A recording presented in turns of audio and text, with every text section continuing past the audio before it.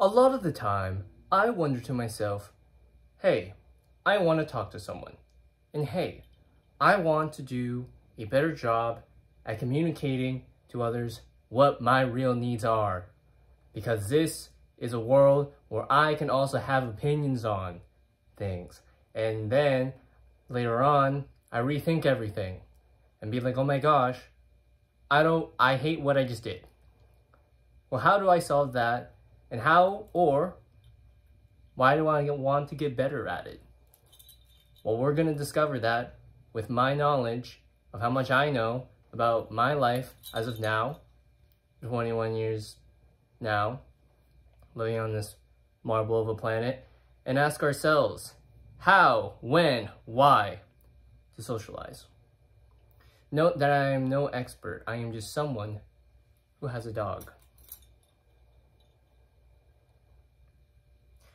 And too much of an empath introvert to think of anything otherwise of that. Let's get to it. Also, I'm known to make videos that are long, making this more short, make it more concise, because I know, for me, I can't watch long form of myself, but that's just me. Ha! Okay, next, okay. Also, I put the date, because, everything else gets outdated somehow. So, how do you socialize? Before I go into these topics as well, I'm just going to mention that there are obviously going to be points in these slides that are not going to be on the slides. Mostly, I want to try to get slides in which they're just like 3 sentences or 3 key points, because that is something that I learned in training in my job, is that if you are wanting to be a teacher, the best teachers are people who summarize things at 3 sentences. But obviously, there's going to be so many other things like be yourself, or lowering your expectations in some form of phrases, or when the time is right, like those subjective things that you could easily say, or gaining experience by actually just going out of your comfort zone to do these things. But I digress. These are just things that I've caught when it comes to me talking to people in my life, and I think I find that I should just lower the barrier of like a 101 class of, hey, I just wanted to talk to you because I find you, whether physically appealing or intellectually intriguing, if you go to like a convention or whatever, but I'm going too much into my own thing. I have my dog to not break my ADHD. Anyway, dropping your ego. What does that mean? I think everyone has a personal beef with themselves when it comes to what they act like. Like they are an individual who, be yourself, right? When you're at home.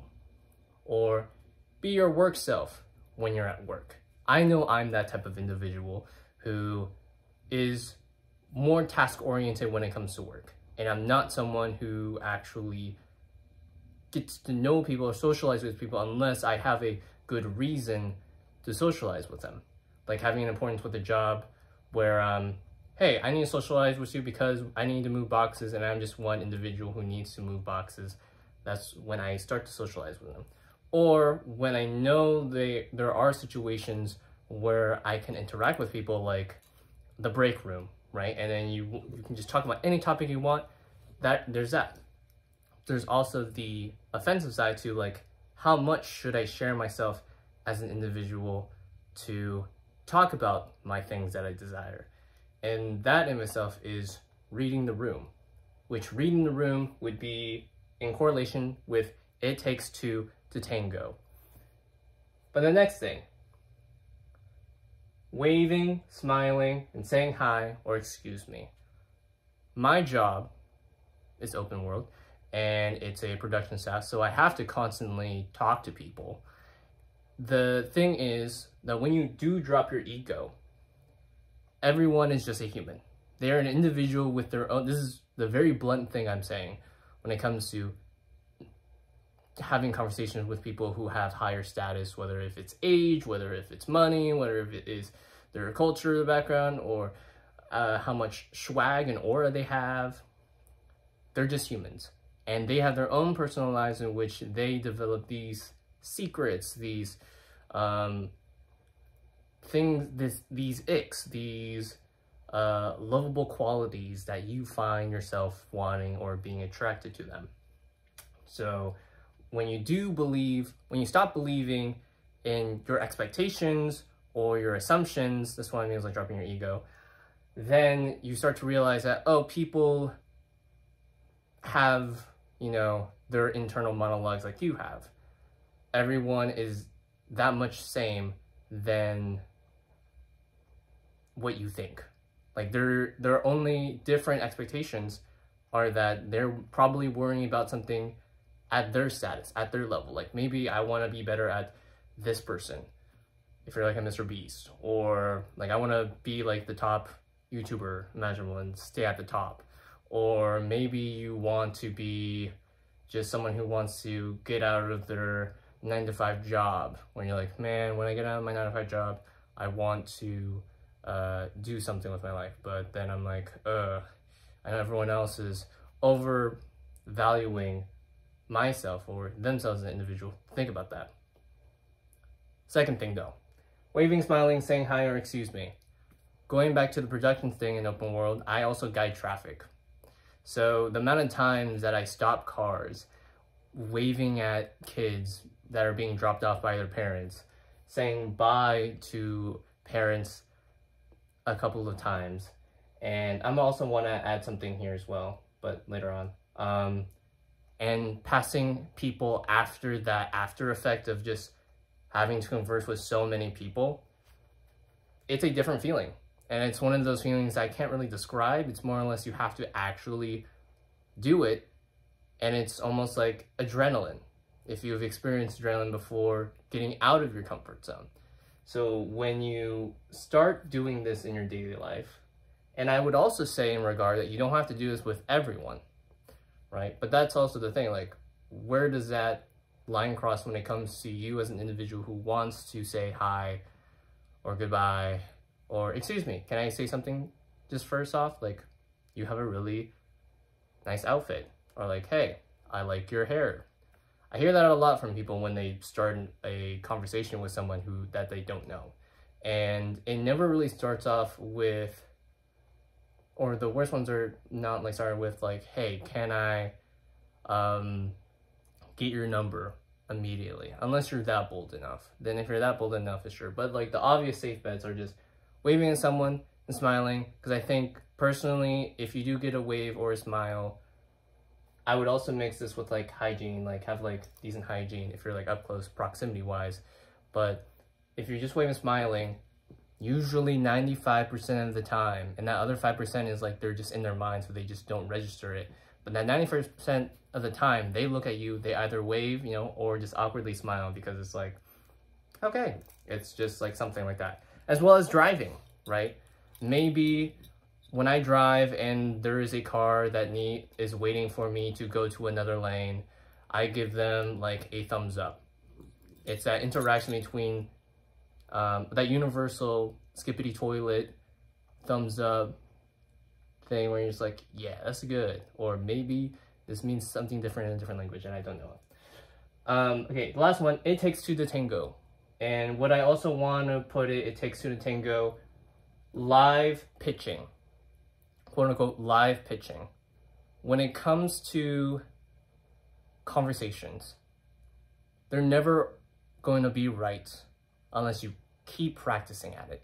And I think that's just like a standard throughout any person who wants to actually socialize, is that they have to practice articulating their thoughts. And the best way to articulate your thoughts, honestly, is just like starting by being in a room and talking to yourself, which is crazy, I know, but it does help for me at least when I talk about how my life is going and what my struggles are, or things that I want to learn over the years that I'm going to keep on living. That helps my self-esteem grow less, it's a worse term, but I would say like suicidal in that aspect. Because when you do chase your passions and when you do chase your dreams and all that, you have to be a little bit crazy to like chase those things. And when you feel like down, you're like, okay, what do I need help on? And the best opportunities are like having those support groups, having those abilities to like socialize with people is like, yeah, it's great. But it takes two to tango and live pitching.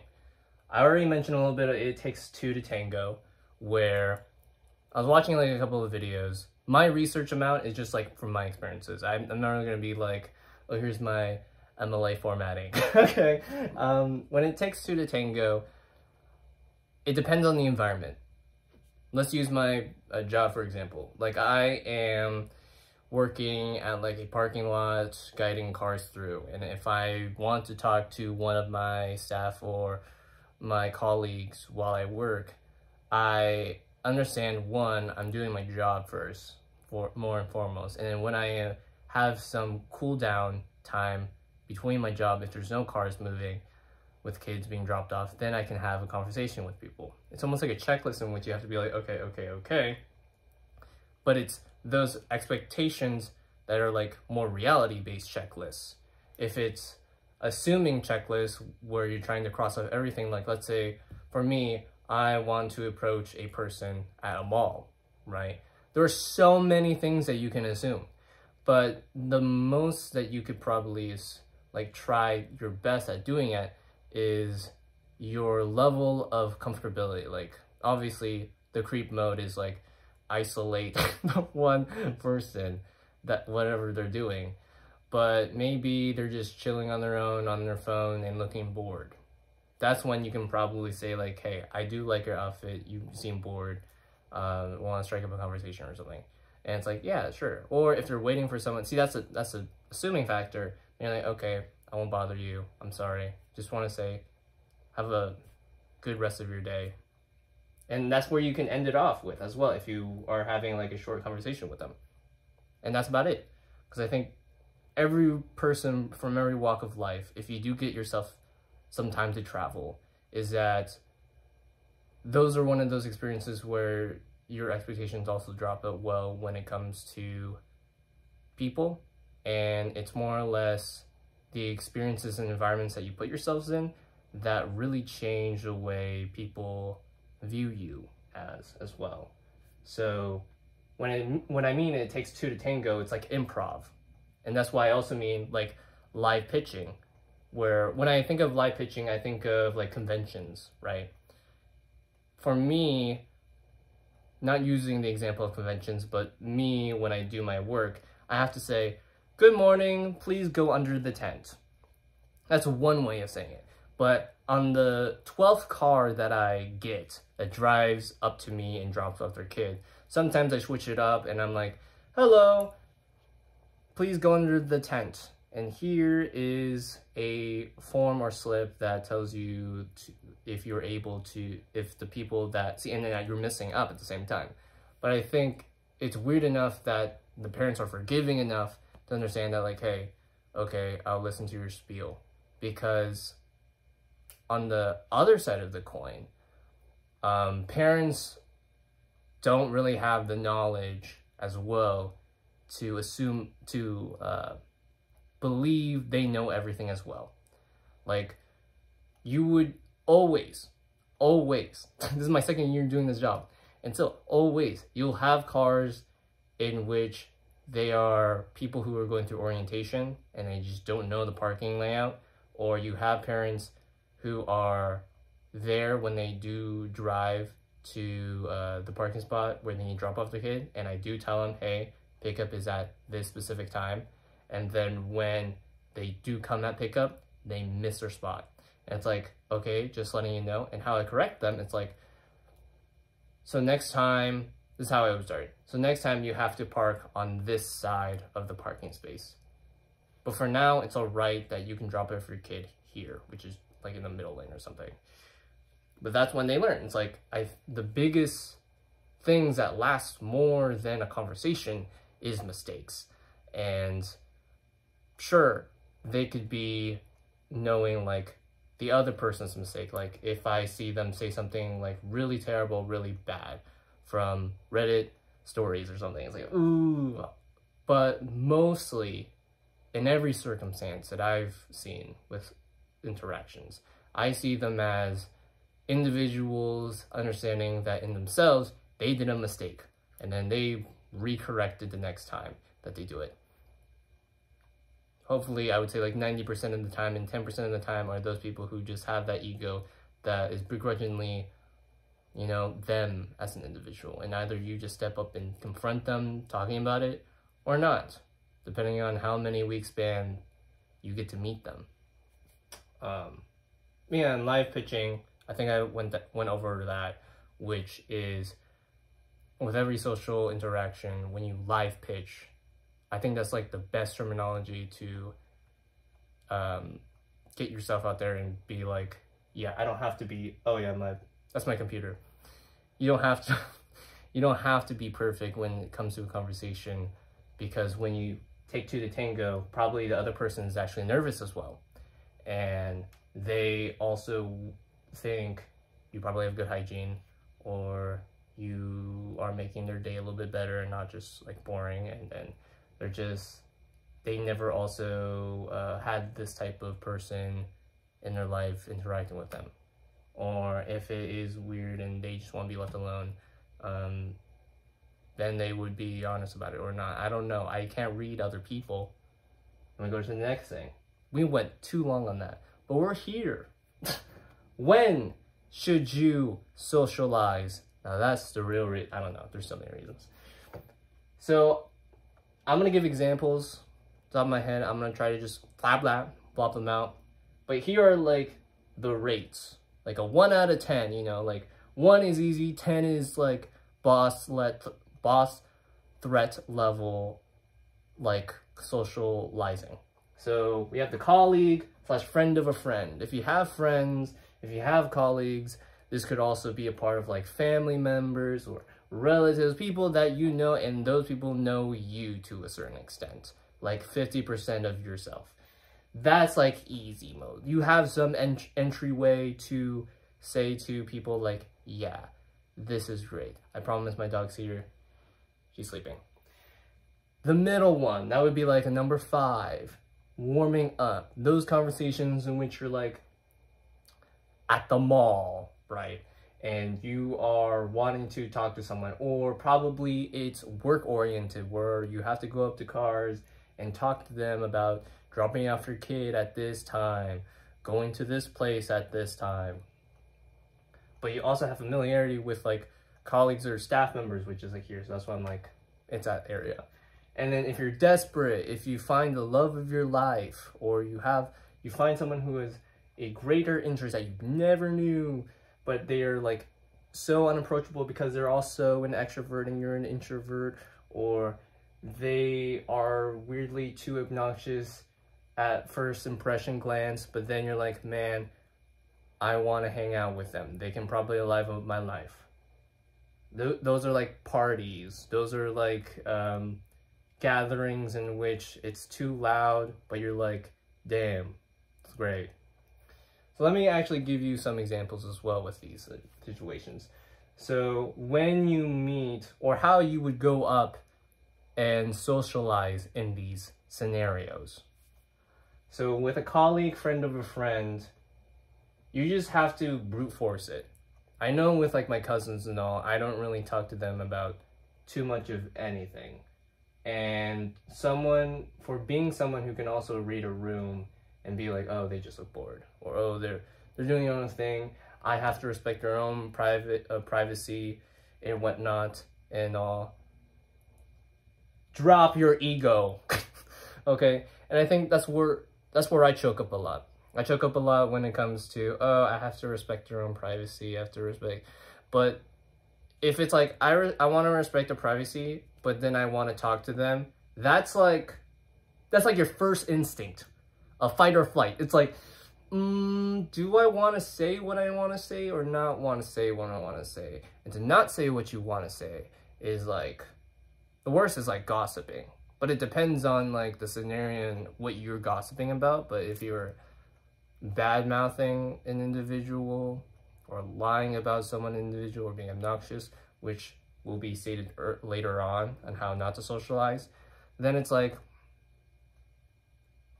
weigh the options of just respect their own thing. Because at the end of the day as well, with socializing in general, you don't know what the other person is going through. And I think that's the biggest margin that's not mentioned in these slides, is that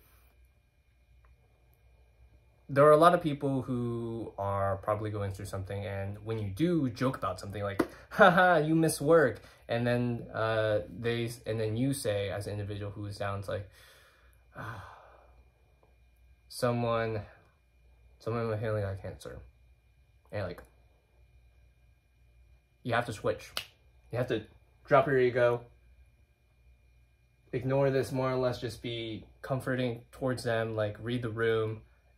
Or yeah, it would be like how, read the room, but also it would take two to tango, also part of read the room and live pitching, and being like, you're not gonna have it the best at the first place if you're doing live pitching, and being like, if you never experienced this before, and this is your first time going through that phase of someone being down, then the only way to do it is just like to just acknowledge and comfort them, but not give them too much space on their own, because obviously they're vulnerable. So you would at least want to be supportive and acknowledging them as that I'm also here if you need any help in that regard. Anyways, yeah, okay. So colleague, friend of a friend. You just have to be brutal with yourself and be like, just drop your ego and just talk to them, because you have an easier gateway than these two to do anything about it. And overall, with these wins, afterwards, it is the phone number, right? Or the social media, or whatever you get their contact. And then it's like the middle ground. I also see this. I tried Hinge one of my times, and I did message this one person. Really great conversation, the longest conversation I ever had. I've been open with them about like, oh, I did this because of this said video that inspired me to do this. And then like later on, they said, oh, they were just busy with school. So I'm like, okay, giving them space. And then afterwards, it was almost like a ghost. But then, you know, I still realized in my time being here, is like, I could literally text them, right? And this is the warm-up that I'm saying. I'm like, this is what the in-between feels like, as an example, where like, you know someone from some social media platform, and you have conversed about them doing something, and I'm not even bad-mouthing them. I actually enjoyed like texting them. That was kind of cool, but I don't do that anymore. And that's why it's almost like that portion of a friend of a friend, but now it's a little warm-up. It's not too desperate, because I just had a conversation with someone, and I think the part in the middle would be actually being in person, whereas these can be online interactions in this middle part.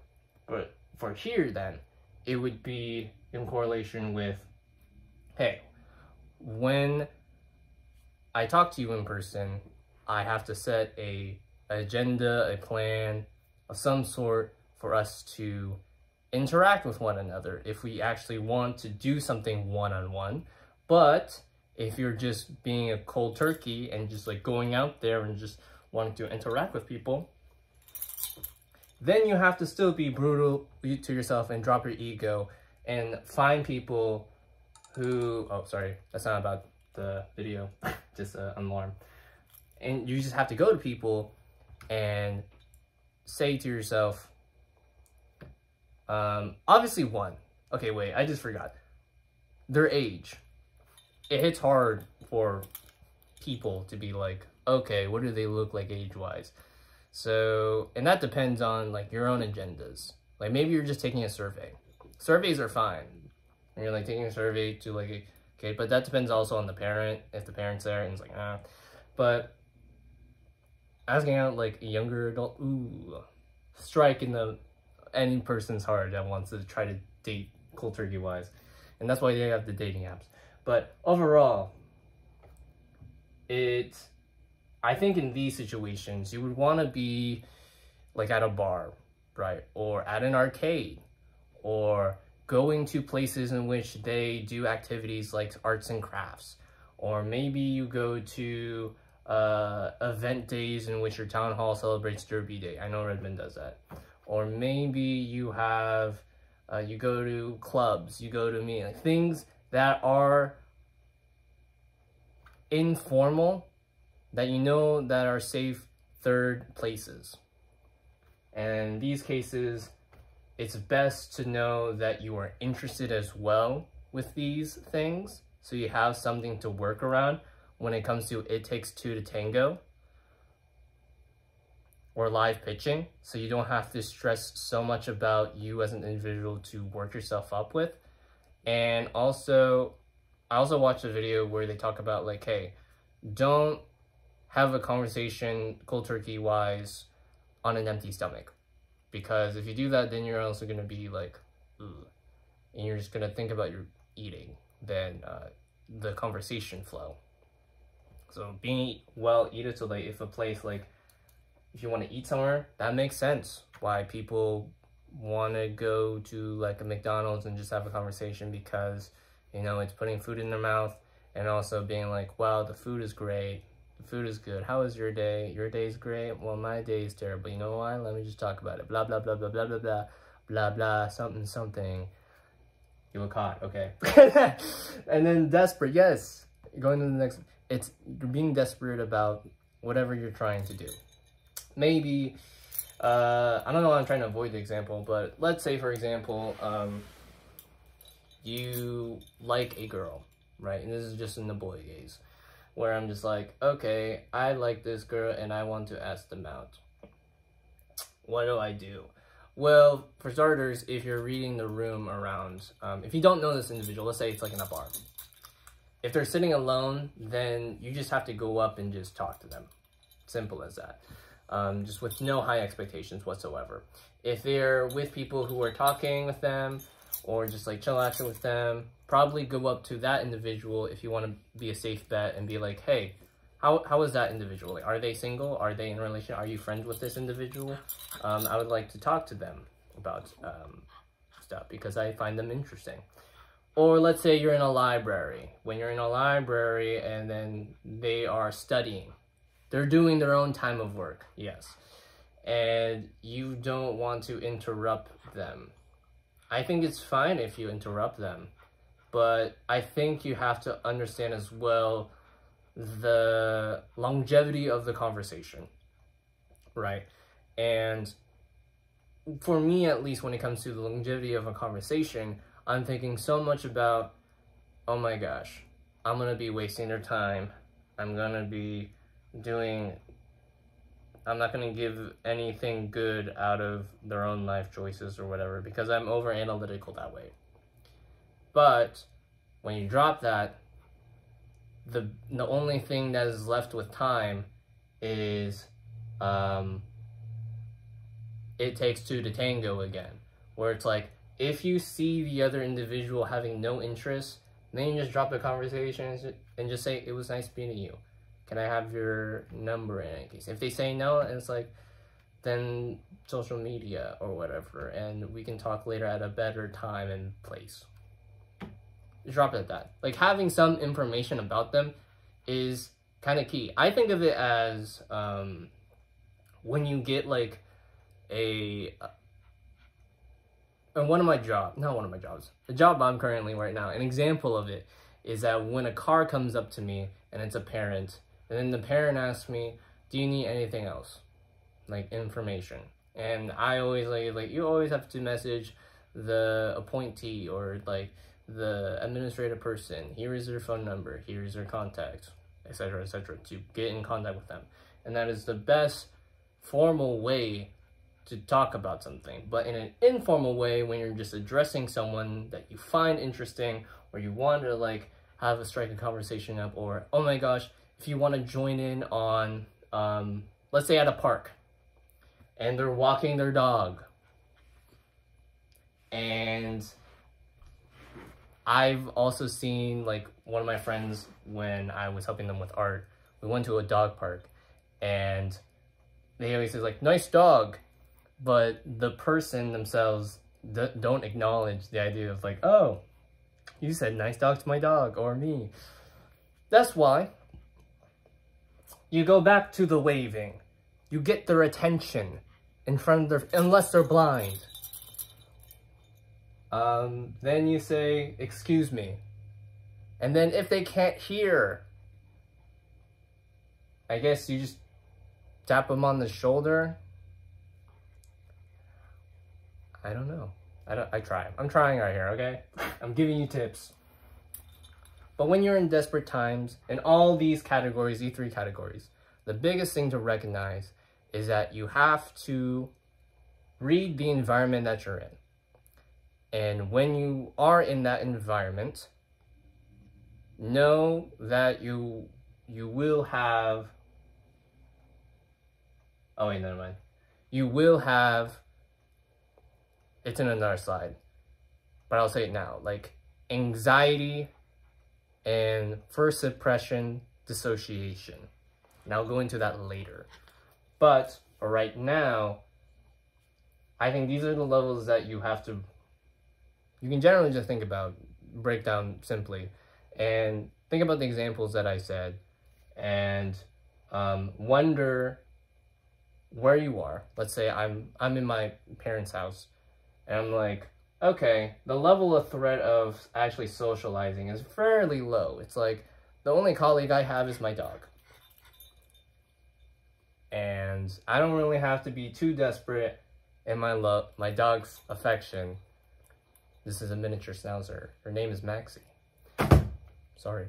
And then, you know, the warm-up, I'm not really using a lot of my brain to like work out a conversation with my dog because I'm talking to my phone. And that's also part of my colleague and friends. And that's when you're like, okay, I can socialize. I can be fairly well, and I can think about my social battery as well. When, if I am thinking too desperately, I'm thinking too much with anxiety, with my gut, which is nice to think about your gut. But then when you think too much with your gut, with my experience at least, then you're going to deplete your social battery. You're going to feel like you're sweating. You're going to feel like, when you have your first conversation with someone like, oh, hi, how are you? Oh, great, I'm doing fine. And then you're like halfway through sweating, and then you're just like chilling with them.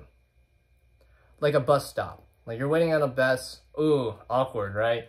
And then you see an attractive person that you like or enjoy, and that you want to talk to, you want to get to know. Then you sit over there, and then they're talking, like, I like this and that. I like all of this. And you're like, yes, very nice. Then it's quiet. Or the other way around. You're talking, they're listening, and then it's quiet. What do you do then? Well, I'll tell you this. Here are some turn-offs when it comes to socializing. I need the segue. I'm sorry. What I said before, being obnoxious, never be that. Being rude to one's insights in life, as though it is sometimes not right, or maybe it's racist to some capacity, that's them. And maybe how you span the conversation with them is just talking about it. You know, you don't just admit that, like, hey, racist comment, racist comment. Racist comment. And then the conversation ends. And you're like, then it's that first impression to be like, oh, this person has this ideology. Oh, that sucks. You know? I think overall, as me as an individual, I definitely want to know people. But I also know that, you know, if someone's not comfortable with a topic in a conversation, I won't budget on them to do it. I would probably like joke it off, like, haha, you don't want to talk about it, but it's fine. And like, there. But I can also see when I do say that, ha ha ha, I don't want to joke it, it's fine. They take it too literally. They don't drop their ego and be like, oh, this person is so funny, full of themselves, like, oh. And manipulative. Also lying. When you lie to someone or be manipulative to someone, that's a tricky standard when it comes to a conversation.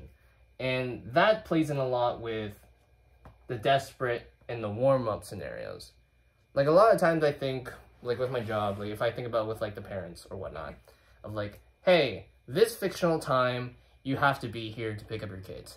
And sometimes afterwards, the reality of it is the parents come early and they're like, man, where are my kids? And I say to them, I told you this fictional time that they would be here. And then I tell the staff or like my higher up person in the staff, and I'm like, you know, sometimes I just want to lie to them and just be like, it's actually earlier, like the earlier fictional time. And then if they do, or like later on fictional time, let's say the pickup is at like 12 a.m., right? Like, okay, if the pickup is at 12 a.m., that's unrealistic, but you know, we're just going with it. And then they come in at 11:45 p.m., right? That's the reality of it. And then I wish to them to say like, man, your kids will come out at like 12:10 a.m. or 12:20 a.m. and then they finally get at 12 and they're like, yeah. But as the weeks go by, not as the days go by in the week, they finally understand the motion. Because another thing when it comes to interacting with existing people that you see on a weekly basis is that they fine-tune themselves to the things that they learn from each day to do those things, whether you see it or not.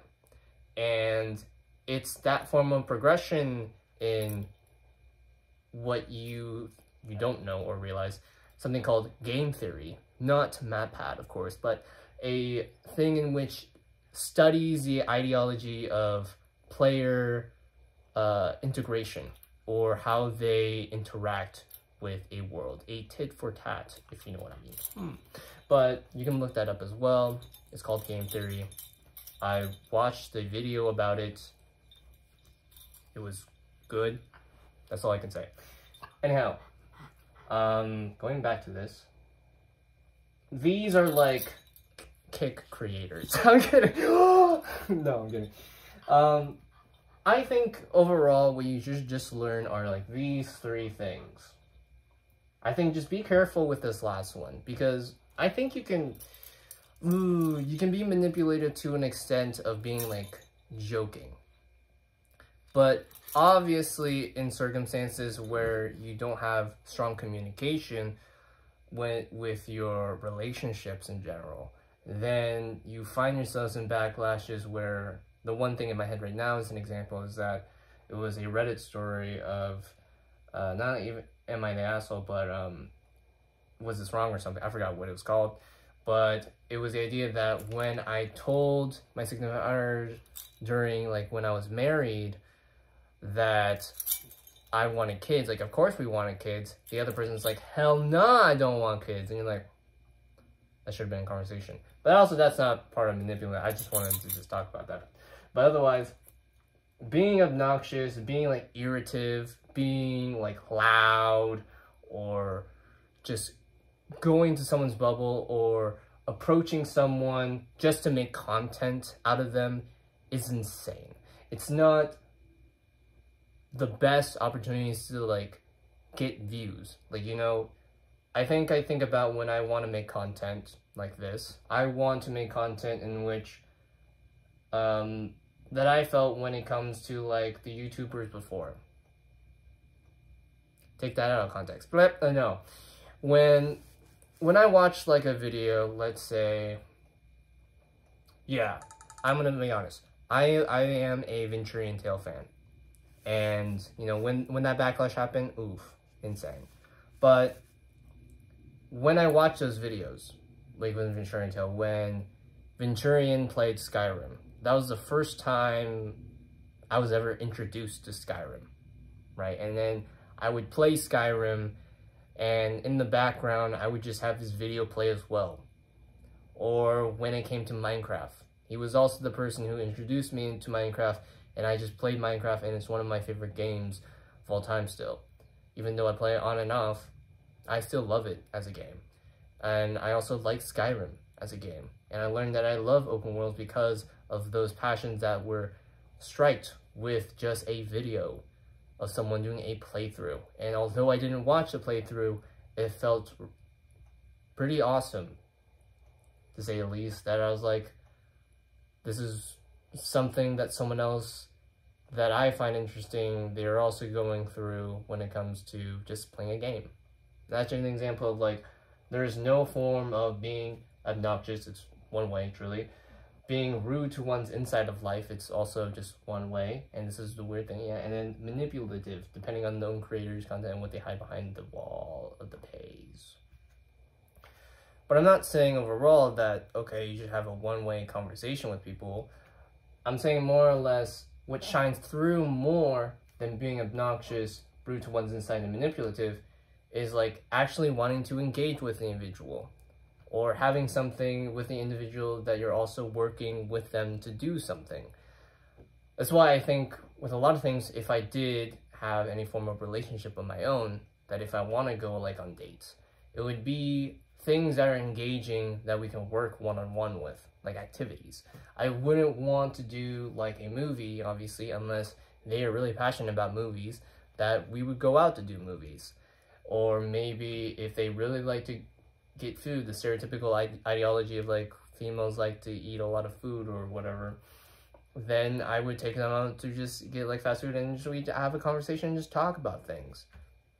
And you don't have to make it so public as an individual. I think when it comes to a certain point of your life, if you want to go to the creator route, that's when you have to develop that with your audience to be like, man, I'm in a relationship with them, but don't stress them too much because it is our thing that we want to work on, and when we work on this thing, when we are ready, we will announce that, hey, we're comfortable with these are our boundaries. It's almost like third wheeling. I always think about that now, when I'm like, okay, sure, I hear about like, you know, I'm such a vebe and soda poppin', you know, relationship guy, weirdly enough. But then I'm like, I'm a third wheel. I'm just the audience. They don't care about me. They don't know me. I'm just here existing. But they kind of couple though. I don't know. But otherwise, also don't be a creep. I think that overall, like when you're in that third wheel space, you just, if anything, just avoid these. The ORM or ROM, the rom-com. I should have flipped it. But yes, those are the things that you should avoid. Notably, 42 minutes is awesome. Okay, why? Why you should socialize. Now, this is also another thing to think about. Also, I mentioned the game theory part. That's what it's called. But otherwise, I think this is where it's like kids. Like, if I wanted to know something about myself when I was like 5 to 10, at that age of brain activity, that I never wanted to lose the confidence to actually socialize with people, and drop the abundant awareness of that every people has a motive to have, you know, like benefit off the person, to use the person, to get them one step closer to being a millionaire and then leave the person behind. Because when you get older, you feel that uncertainty with individuals or the break of individuals in your life. If you're lucky enough to not experience that, that's wow. But to work in the industry or work in the workforce, when I mean by industry, I think of like the game and the film industry, because that's where I'm going to be at. But with the workforce industry, like if you're just working your business, or if you're in STEM program or STEAM, or maybe you are just a realtor, what you make the most of your life is with those people who you're working with.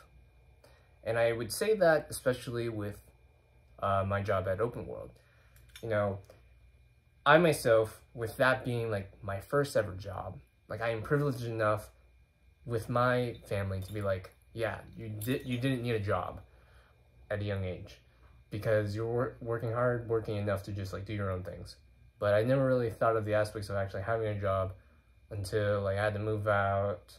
And then if I wanted to stay in my apartment, I actually had to get a job. That's what my brain said. So I'm like, okay, fine, I'll get a job to live on my own because, you know, angsty man.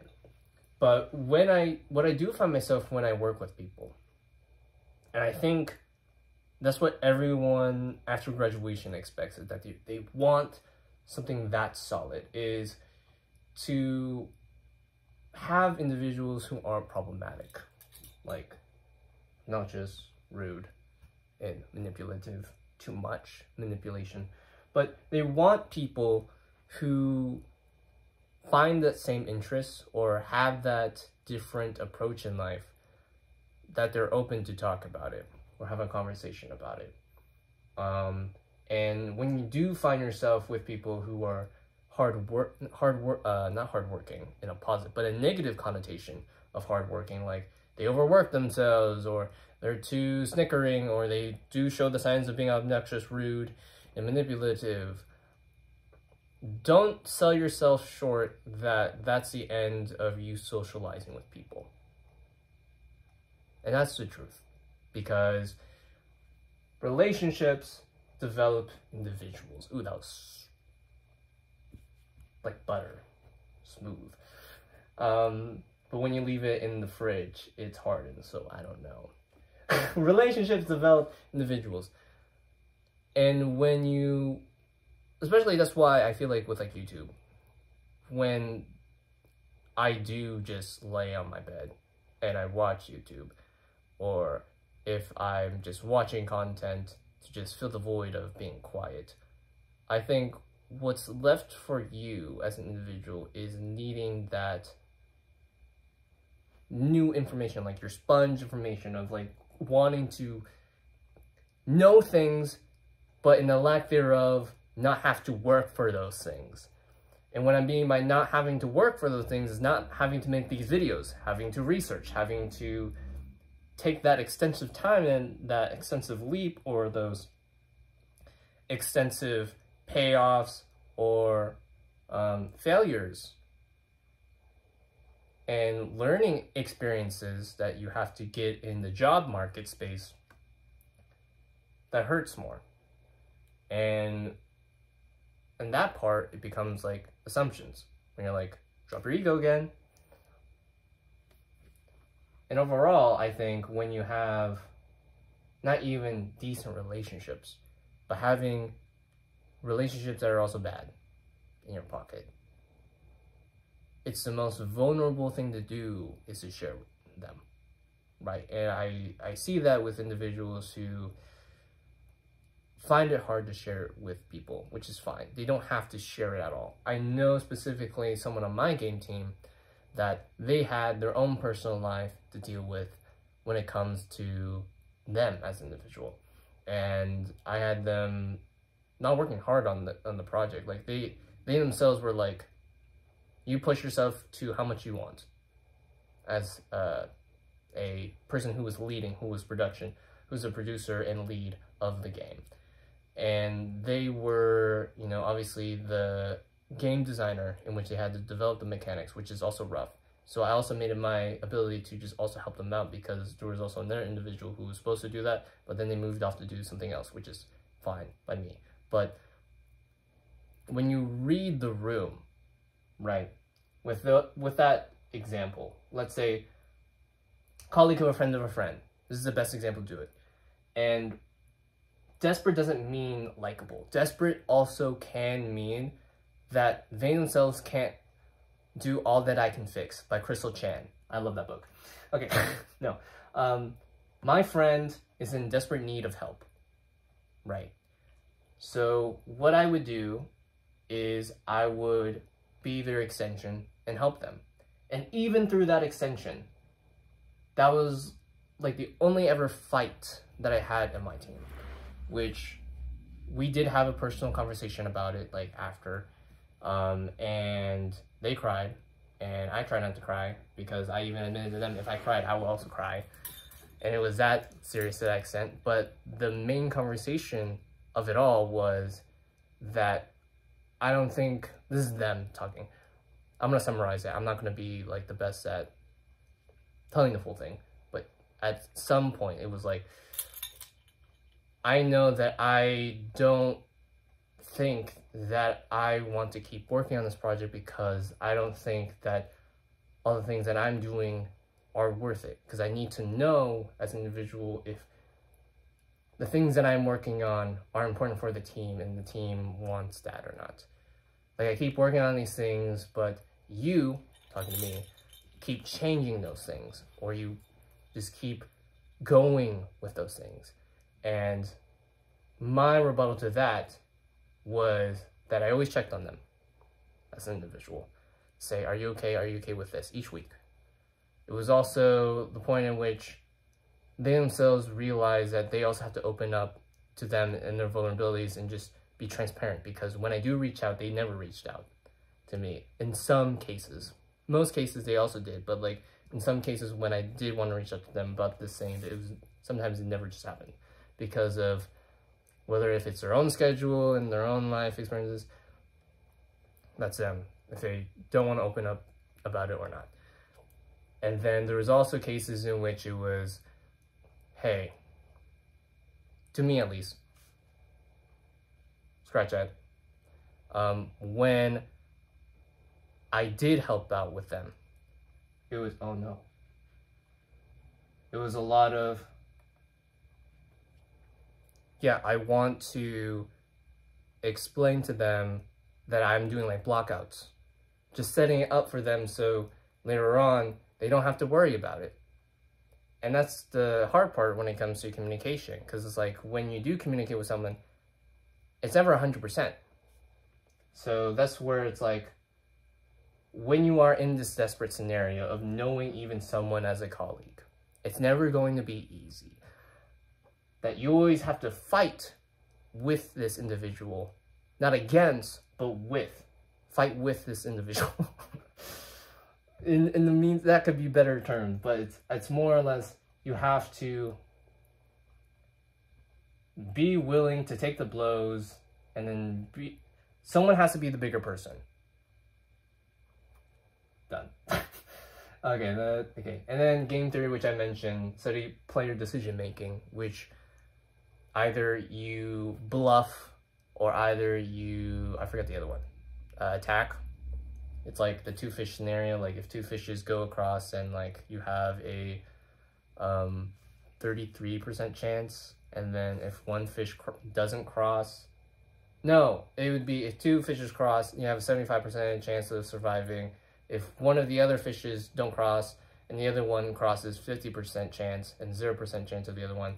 And then if they both leave, 33% chance of like survival, something like that.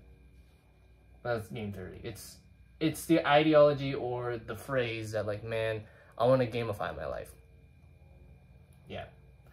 And what will always stay when it comes to socializing? I think this is the last thing. Anxiety and first impressions.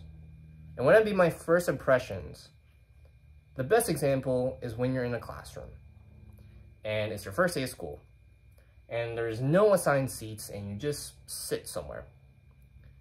Most likely, the weeks going down the line, you're gonna sit at that same spot, even though the teacher didn't say anything. Or maybe over the course of your time, you fluctuate in another seat, but why you fluctuate in that other seat is three reasons. One, the seat's not there anymore or something, and then you have to move somewhere else. Two, you made friends, so you want to sit next to them. Or three, someone took your spot, so you have to sit somewhere else. Thanks for listening. I'm kidding. And anxiety, everyone has anxiety nowadays. And everyone's transparent about like, man, who has bad anxiety? I think I want this video to just also clarify that if you really have bad anxiety, it's always helpful to actually just like reach out to people, you know, obviously to help with their anxiety, and that's fine.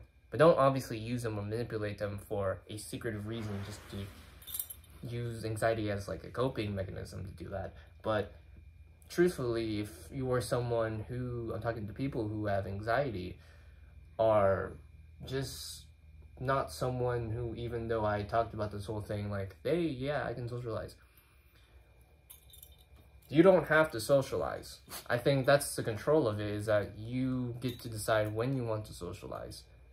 But even after that, you're gonna have the anxiety to regret that. And if you, the worst they can say is no. I'm kidding. It's amusing. The worst that you can feel is not taking the chance that you felt that you wanted or needed to take chance on an individual. I could say for certain, like in my own personal life, when it comes to first impressions, that a secret inside my life is before, yeah, I'm gonna say, hey, thank you for listening, all right? But here's an example of my own personal decisions and my own thing that I'm like, I think I'll never forget. It's like the best birthday gift in my life was having my crush also at the Great Wolf Lodge. And it was something that, you know, I didn't plan. It was actually fate. It was just my crush from middle school. And it was no one else. It was their family. It was my family. And how I knew they were there was because, if you know, in the Great Wolf Lodge, there's this pool, this wave pool. I was in the wave pool. My family was in the wave pool. And their family was in the wave pool. It's a female. And I'm like, hey, and I didn't expect them. And that's one of those things as well, like, during middle school, like, I never admitted that they were my crush. They were just like, you know, yeah, I like them a lot. And I never expressed that. And I was on the first impressions with them being colleagues, friend of a friend, close to like a warm-up. It's great. Anxiety. And the one thing I always think about on that day is wishing I was one-on-one with them afterwards and just having ice cream with them. And that's such the most middle school thing to do. Where just to feel like man, if I spend more time with him, I feel like that would have been the best birthday gift imaginable. But that being enough, just being in their presence as an individual, being a little weirdo and just being like, oh my gosh, my crush is here and no one else is here. This is a dream. This is heaven. That hits different. And I definitely felt anxiety for myself. And sometimes in the shower, not all the time, but as the day or the years went by, I'm like, man, if I could go back in time and to tell myself and be in that spot and having the knowledge now and having the confidence now to do things, would I want to talk with them? Obviously, yes, but I don't think I would have really changed too much because I didn't really fumble on any case with them as a conversation. It was more or less, they were there. And they are something in my life that I'm like, you know, this is what life is. That the things that you even enjoy that you don't think are worthwhile, it just turned off, are worthwhile because you make the most of it out of your own time. And when you do let yourself be in those experiences and those opportunities to have a conversation with them, at least just a small one, because I did say hi to them, right? I said hello, like, why are you also here? And it's like just a family vacation. Like, no wonder, how did we stumble each other on this like time? It's like I was too respectful at the time, right? I was too respectful to actually want to take away their time from their family because, you know, they probably had things to do. And easily enough, if I did drop my ego a little bit and been the little cocky extrovert guy I can be nowadays, I think we would have honestly been in a relationship. That's the thing. But as I've grown older as well, as me as an individual, I learned that if I did, then it would be like long distance, and then it would then I would think, like, would I work with long distance as well? Because that's also the formality of it. Like, when you do reach that goal of like, hey, yes, we're friends, and you trade like phone numbers or social media, then where does that go? It goes with words on text. And with words on text, it's up to whoever starts the conversation next.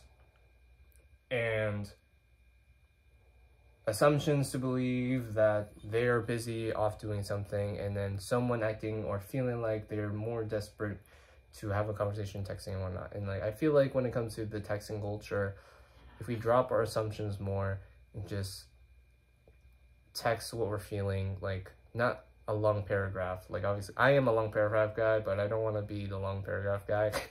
I gotta admit myself that you just have like, hey, when is the next time you're available that you want to hang out?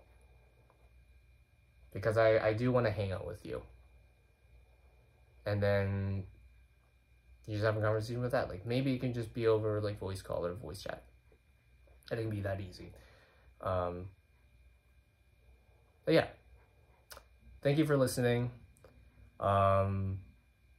If you enjoy this type of content that actually took an hour, I thought it was going to be shorter, but truly focused content, thank you for enjoying. And say hello to Maxie. And some background behind this video actually is that I didn't want to make this video, weirdly enough, because I just felt lazy and I felt like, man, I can do it tomorrow. But then I'm like, I want to have a video with my dog in it. And I know tomorrow I'm going to go back to my apartment. And I would never have a bigger screen like this. It would just been on an iPad and I have to flip it back for it. So that's another thing. Like, if you do want to make, this is just a side off. Bye to everyone else. This is my little tangent, then a song. But I could do a song, I don't know, after. No, I won't do a song to make it longer. But my little tangent is that if you are wanting to pursue something in the creative field, it doesn't have to be like content creation. It can just be just something of your own passions, right? And when I think about passions, I think about hobbies. And when you think about hobbies, it's like something that doesn't relate to anything work or in value of like money, then you got to admit to yourself you're going to have days in which you're going to hate yourself that you don't want to do something. And then it's like, what are the things in your environment that you wanted to do it in the first place? Like, well, like I have my dog and I want to show my dog in this video and it's great. And I would not have a TV again because I don't have a TV in my apartment. I have a projector, but I think it would have been worse. In a new setting, because, you know, I usually have my drip of like my onesie. But I'm here, so I think, yeah. So leave a comment down below if you made it this far. That would be great. Or please leave a comment down below. What is your ways of socializing? How do you approach people? And how do you not approach people? How share it to other people who are also having anxiety, or just are those people who write in the comments like, man, I just go up to people. I don't give a about anyone else. Or, hey, you're calling me out. Stop calling me out. And I'm like, I will improve on not coming out, because these videos, I want to make these videos. I also want to make animation videos. You know, it's a struggle to want to actually do a short animation commentary video. I saw Cup Toast, who actually did a short commentary video, I feel like for the first time, about Ethan Winters, if that's her name, on Resident Evil. That's cool. So maybe I do that, but otherwise, I like to talk. And that's what the videos are. And I'm not also prefacing I am an expert, but I am someone with experience.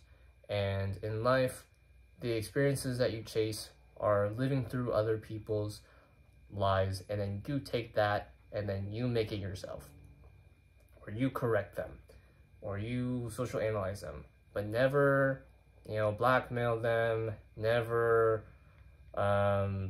take them out of context. Like, actually do your research on these individuals. But if you have like a take where it's like, yeah, I just want to talk about how to socialize with people, because the story of this was that I wanted to talk about how to socialize, because I personally feel that I want to have something that I can look back and be like, yeah, this is how it is.